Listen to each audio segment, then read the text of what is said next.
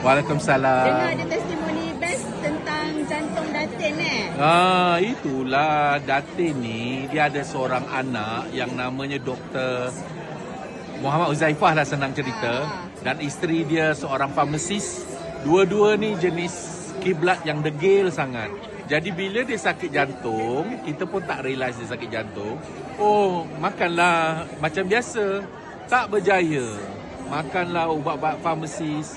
Dia masih tak boleh makan, tak boleh tidur. Dia jantung dia semput.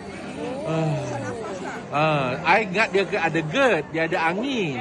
I ingat GERD saja, tak sangkalah dia ada jantung. Bila kita hantar buat angio, kita dapati belum lagi angio, cek darah, doktor tu kata ni kena pakai bateri ni. So, kita kena buat angiogram kata dia.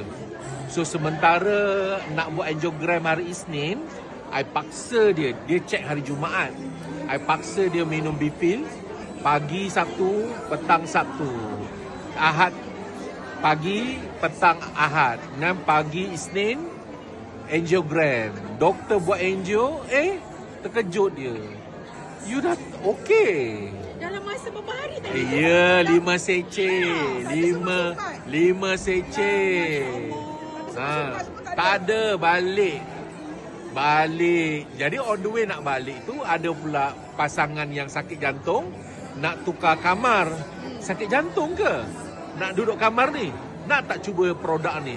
Nak, I pun balik bawa sekotak. Dia pun call. Ya, tak perlu stand kata dia. Kan pelik. Beberapa seceh je. Macam Datin sekarang ni memang okey. Okey. Kalau tidak, tak adalah datang sini. Sembayang dia tengah solat. Tak ada pasal bateri lah. Tak ada. Kalau tidak habis 75,000 I. Untuk pasang bateri. Campur angiogram, campur operation. Terima kasih Datuk. Ya, alhamdulillah. Kan. Testimoni detail yang terbaru daripada DDR. Boleh.